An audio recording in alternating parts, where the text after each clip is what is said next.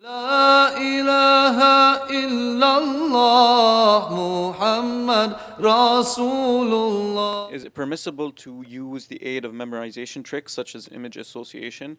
For example, with something like wuhush, wild animals, one would use an image of a wild animal doing wushu, so that kind of, or doing, or creating storylines to link the verses that don't necessarily line up with the meaning of the verses. So using memorization tricks, in general, the thing to look at is that is this appropriate and respectful? Appropriate and respectful. So some memorization tricks may not be suitable, right?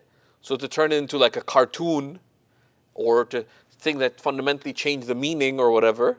Right? So the story of Sayyidina Yusuf, so you say, dog ate the cat, which ate the rat.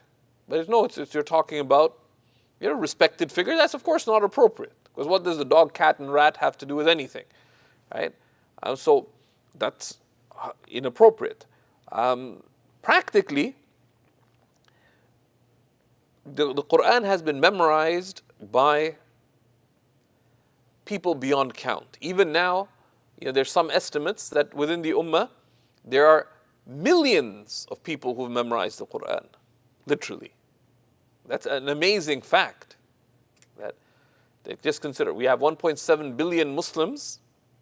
Estimates vary what percentage of the Ummah has memorized the Qur'an, but it's well into the millions, possibly the tens of millions of people who memorize the Qur'an right now, who are alive and walking on earth. And there's ways that they've memorized the Qur'an.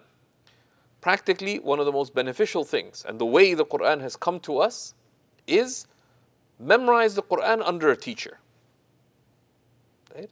That gives you discipline, number one. Number two, seek a teacher whose adab and akhlaq, whose manners and conduct and character you will benefit from. Right? Because ultimately, the Qur'an has come not just to be recited, but to be followed, lived, and embodied. So that is the benefit of learning the Qur'an with a teacher. Someone one can look up to. They can be like a big brother, a big sister, a teacher one looks up to. One is impressed by their good character, their manners, their approach to life. So one benefits from that. And that's a critical element of our religion. And that's far more beneficial than just having an app that repeats the same verse 200 times for you. And it's also, it's very easy to get lost in one's own mistake. Because the nature of the human mind is that you become veiled from your own mistakes.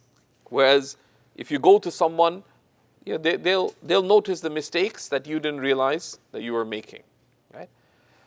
So that's my advice, is that learn the Qur'an with a teacher. It's far more beneficial, and they have methods for memorizing. It is, there's merit and benefit in adopting those systems.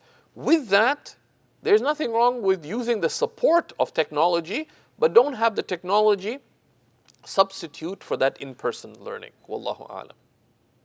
لا إله إلا الله محمد رسول الله.